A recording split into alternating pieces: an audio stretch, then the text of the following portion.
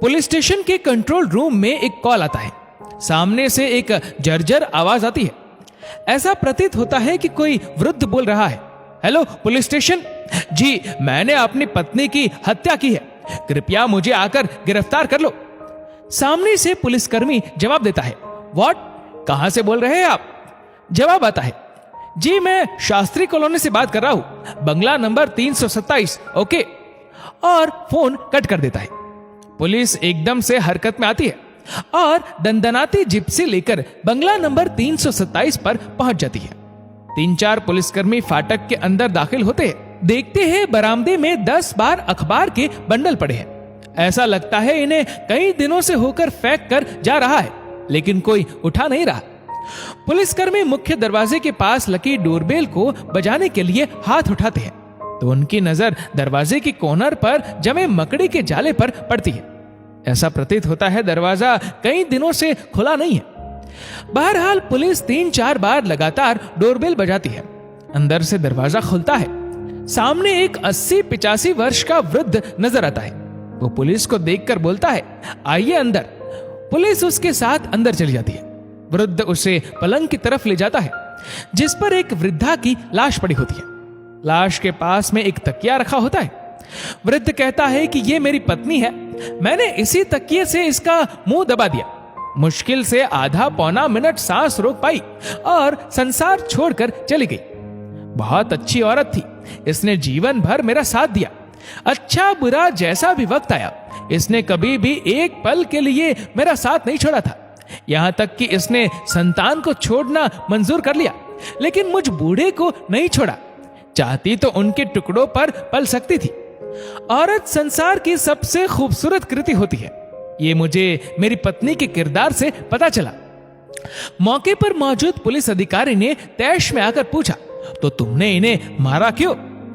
वृद्ध ने उत्तर दिया कि ये कई तरह की गंभीर बीमारियों से ग्रसित हो चुकी थी। इसका आधा शरीर काम नहीं कर रहा था। कई सालों से इसी चारपाई पर इसकी जिंदगी व्यतीत हो रही थी। इसने मेरे बच्चों को पाल पोस कर बड़ा किया, उन्हें कामयाब बनाया, लेकिन हमसे एक चूक हो गई। हमने अपने बच्चों के सिर्फ कामयाबी पर जोर दिया, उन्हें अच्छा इंसान बनाने में हम असमर्थ रहे। हम उन्हें नैतिकता और संवेदनशीलता जैसे अहम विषयों का पाठ पढ़ाने में असमर्थ रहे। हमने उन्हें एक बहुत अच्छी मशीन बना दिया था जो कि बहुत अच्छा प्रोडक्शन निकालती है, लेकिन मशीन के अंदर किसी भी प्रकार की कोई भी प्रकार की फीलिंग नहीं होती है। मशीन सिर्फ अपने काम पर फोकस करती है, अपने स्वार्थ की चीजों एवं घटनाओं पर प्रतिक्रिया करती है, और उसे किसी चीज से, किसी रिश्ते से प्यार, मोहब्बत, हमदर्दी, लगाव नहीं होता है। मशीन केवल अपने पुर्जे बिगड़ने पर परेशान होती है। अगर मशीन के स्वामी के पुर्जे बिगड़ जाए तो इससे मशीन को कोई फर्क नहीं पड़ता। पुलिस अधिकारी ने सख्त लहजे में पूछा, कहना क्या चाहते हो, साफ साफ कहो। वृद्ध बोला, मेरी 3 संतानें हैं। मेरे बच्चों ने अपने अपने व्यापार में, अपनी नौकरियों में बहुत बहुत कामयाबी पाई है, लेकिन वे जीवन के अन्य आदर्श भूल गए। मेरी पत्नी करीब 5 साल से इसी अवस्था में है। शुरू में बेटे ध्यान देने के लिए आते थे, लेकिन पिछले 3.5 साल से उन्हें झांकने को आने में भी बहुत तकलीफ होती है। बहुत मिन्नतें करने के बाद कभी कोई आ जाता है, लेकिन उसे वापस जाने की जल्दी रहती है। मेरे पास दवाइयों का स्टॉक रहता है। महीने में एक बार डॉक्टर चेकअप करने के लिए आता है और महीने भर की दवाइयां लिखकर चला जाता है। बच्चे सब दूसरे शहरों में रहते हैं। उनको लगता है इन्हें सिर्फ दवाइयों की जरूरत है जो मिल रही है, और एक नौकरानी लगाई हुई थी घर के काम के लिए। 4 महीना पहले उसकी मां का देहांत हो गया। उसके बाद उसने काम छोड़ दिया। तब से कोई दूसरा नौकर भी नहीं मिला।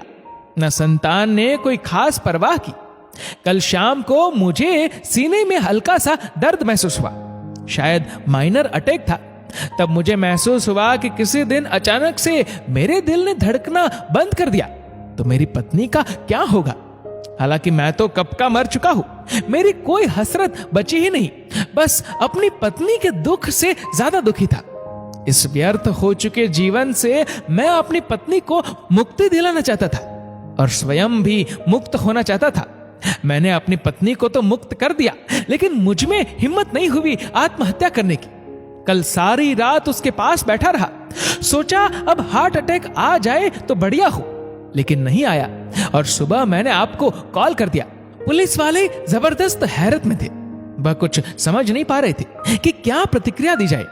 दुनिया वृद्धावस्था में पहुंच चुके लोगों को कूड़ा समझ लेती है। पुलिस अधिकारी ने वृद्ध से पूछा, क्या तुमने हत्या करने के बाद अपने बेटे को फोन किया? वृद्ध ने कहा, नहीं, मैं उन्हें अब नहीं जानता और आप भी उन्हें परेशान ना करें, क्योंकि मेरी पत्नी की इच्छा भी यही थी कि उनकी औलाद को किसी भी हाल में परेशान ना किया जाए। वह बीमार थी, मगर वह अपनी बीमारी को छुपाती थी और मुझे मना करती थी कि बेटों को ना कहा करे कि यहाँ कितनी दिक्कतें हैं, ताकि उन्हें किसी प्रकार की कोई टेंशन ना हो। लेकिन उन्हें किसी प्रकार का कोई तनाव था भी नहीं। कांस्टेबल ने पुलिस अधिकारी की तरफ देखते हुए हैरत से पूछा, सर, क्या ऐसी भी औलादें होती है? पुलिस अधिकारी बोला, बिल्कुल होती है। यदि औलादें वफादार होती तो आज दुनिया में हजारों वृद्धाश्रम नहीं होते। वृद्धाश्रमों में सारे लोग बे औलाद नहीं है। वृद्धाश्रमों को छोड़ो, लोग एक घर में रहते हुए कई कई दिनों तक माँ बाप से बात तक नहीं करते। दोस्तों, इस वीडियो को लेकर आपकी क्या राय है नीचे कमेंट करके जरूर बताएगा। और अगर आपको वीडियो अच्छा लगा हो तो इस वीडियो को लाइक करेगा, शेयर करेगा ज्यादा से ज्यादा लोगों तक, और ऐसे ही और भी इंस्पिरेशनल वीडियोस के लिए सब्सक्राइब करें हमारे यूट्यूब चैनल को और फेसबुक पर फॉलो करें हमारे पेज को। धन्यवाद।